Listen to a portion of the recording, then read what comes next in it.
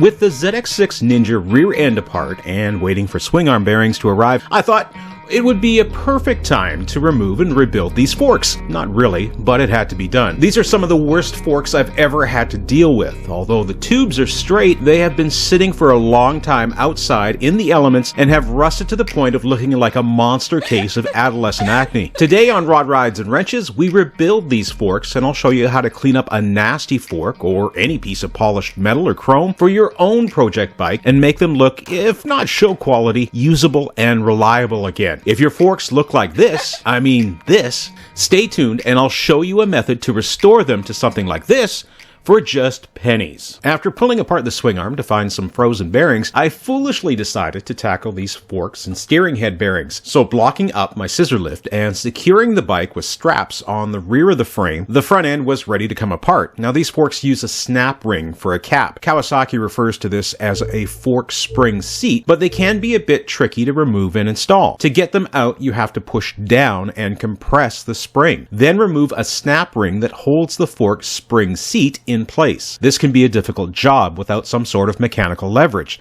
So I used this small 2-jaw puller while the fork was still in the yoke to compress the fork cap or seat down. This allows me to take my time at getting the snap ring out without an issue. The forks from this 1994 Ninja are really simple, no cartridge, nothing special, but before we get to that, I wanted to show you a simple and virtually cost-free way to clean up the nasty rust on these fork tubes. Not only will this work for the forks, but anywhere you have chrome or polished metal that has surface rust. I've left the forks in one piece to demonstrate how effective this is because you might think it was a camera trick until you try it yourself. Rust is the oxidization of iron, and it occurs anywhere that iron-based metals like steel are exposed to air or water, both of which are comprised to some degree of oxygen. The secret sauce is to take everyday household aluminum foil and a little water and rub the metal surface. Then just watch the rust disappear. Some other suggestions I found mentioned using salt water instead of fresh water or even white vinegar. All I'm using is tap water and it's working fantastic. This works because the aluminum foil is actually breaking the chemical bond between the oxygen and iron. This method works so well and is so easy, you'll never use anything else to remove rust again. Felt good all the way. Oh, skate lace!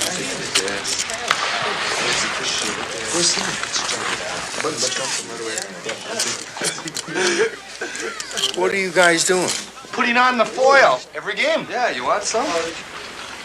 No. Now, I was fortunate that the majority of the rust was on the upper part of the fork tube where the yokes or triple trees are. Any rough gouges from rock chips in the area of the upper tube that slides into the lower pipe can then be further cleaned up with some emery paper. After draining the oil and removing the spring and preload collar, disassembly is straightforward. Start by removing the dust seal and outer fork snap ring. Most issues around rebuilding conventional style forks, at least for me, stem from the fork cylinder bolt that holds the fork together. These 6mm Allen bolts are assembled using thread locking compounds. I've found two easy methods to remove them.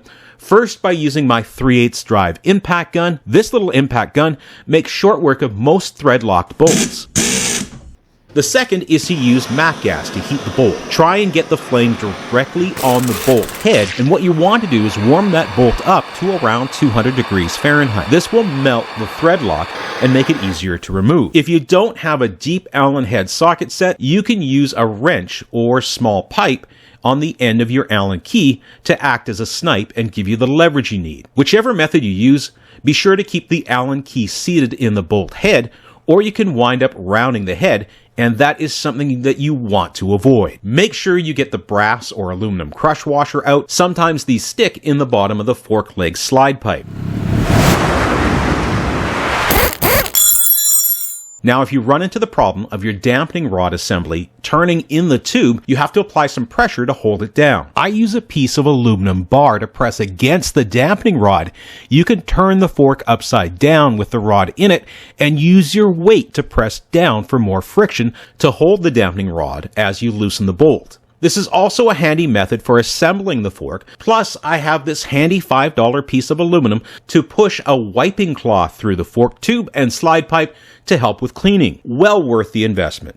If you're learning something today or just enjoying the video, be sure to give it a thumbs up and don't be afraid to share it with your friends on your Facebook page, your favorite forum, or Reddit subgroup. If you're new here, hit subscribe because it's free and helps you find more useful videos for you and your bike from the channel. All this actually does help me out and I appreciate it, so thanks for watching. With the fork snap ring and fork cylinder bolt out, you can simply pull the forks apart. Now we're replacing the inner and outer bushings during this rebuild, so there's no need to be gentle. Once apart, you have the upper fork tube, the lower slide pipe, the fork dampening assembly, all separated and in need of cleaning. I just use brake clean solvent and make sure I get a rag in there to wipe out any sludge or debris from the fork tube pipe. Same method for the dampening rod assembly. Pay particular attention to the lower fork pipe, where the seals and outer bushings reside. This area needs to be spotless to ensure the seals seat and don't leak. In the case of these highly corroded parts, I used a rotary wire brush to get into the grooves and clean the recesses. Hopefully your forks don't look this bad,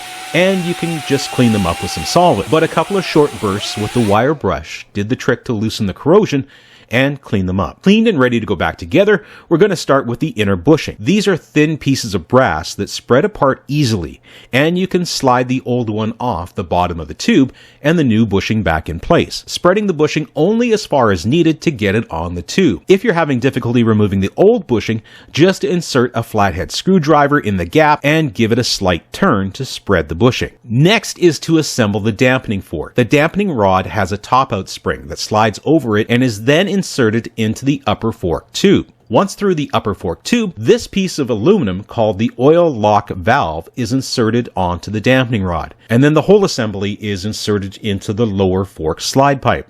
Now we need that 6mm fork stem bolt and a new crush washer, which is supplied in our rebuild kit. This bolt needs to have some thread lock applied to it, but don't go overboard. Some poor bastard is going to have to take them apart again someday. Just a light touch of blue thread lock is all that's required. If your threads or lower fork leg is damaged or leaking fork oil, then try some Teflon tape on the threads. This will most likely seal up the leak. These bolts typically have a high torque setting, so utilizing that aluminum rod to hold the dampening assembly is recommended. If you still can't get the torque that you need on them, wait until the forks are fully assembled with the spring in it and try again. Now we can install the new outer bushings. Now make sure to apply a thin coat of lithium soap-based grease on all these components, the outer spacer washer, and then the fork seal. Again, apply some grease on the fork seal to assist with installation. Before we drive this seal home, I want to talk about installing the seal the right way up, because there is a right and a wrong way. Now I've run into this question too often. A frustrated viewer who asked what they did wrong, and honestly, I've made this mistake myself, but not everybody needs to learn the hard way. The inner surface of the fork seal will have 3 raised rings, and although it's difficult to put in focus on the camera, these rings indicate the way the seal works, and when installed, the 2 rings that are closest together should be at the bottom of the assembled fork. An illustration can sometimes be found on the packaging the seal came in, but here's what it looks like. The seal has to allow the fork tube to move freely, but not allow oil past it, so it has to constantly be wiping the fork tube while holding back some serious pressure. To install the seal, I use the old fork seal to beat up on with my seal driver. The old seal is the perfect dimension and are definitely tough enough to help get the new ones in place. Once the new seal is seated, I just use a small screwdriver or pick to move the old seal up high enough to grab and remove. Now install the snap ring and finish up with a new dust seal. You should be able to just slide the dust seal down into place without too much effort, but if you need to, you can also lightly tap it with the fork seal driver.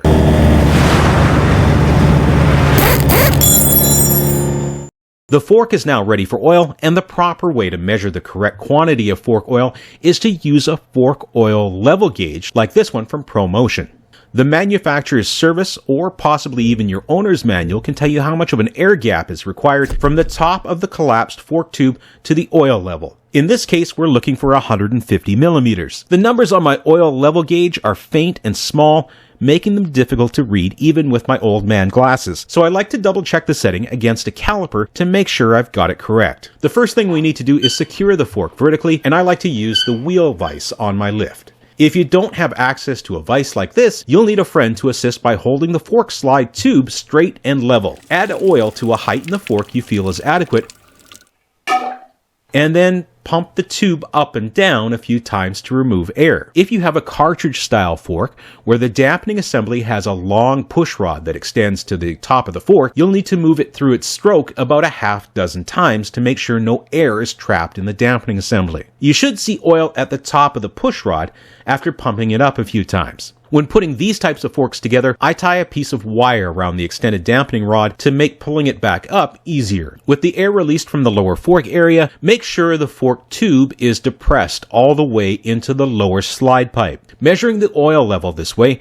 requires the tube to be fully collapsed. To set the air gap at the proper level, extract the excess oil or add if needed.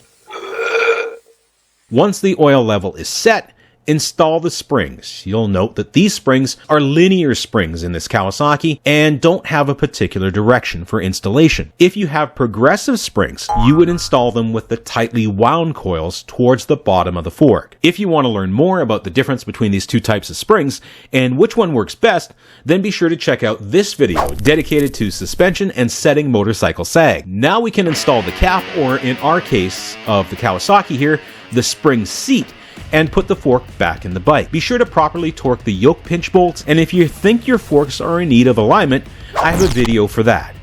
If you have any questions or something that you would like to add or share, be sure to put it in the comment section.